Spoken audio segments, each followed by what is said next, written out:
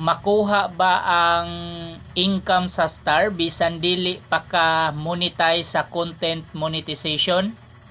Okay. So ang sa Star gyud guys, separate gyud na siya og payment ni Facebook kumpara sa content monetization.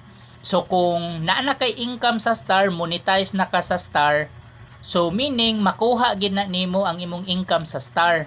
So lahi man na siya payment, dili man na siya belong sa content monetization ang Star. So pag once nga makaabot na ka og $25 sa Star nga imuhang income, so pwede na siyang i-pay out nimo.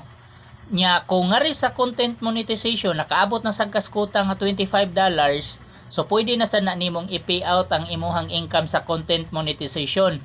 So bali kung monetize ka sa Star, lahi ngang income sa Star, separate na siya, separate pod ning content monetization.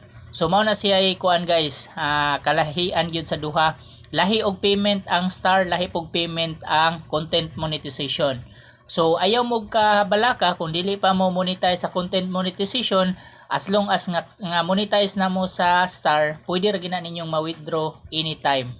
Okay?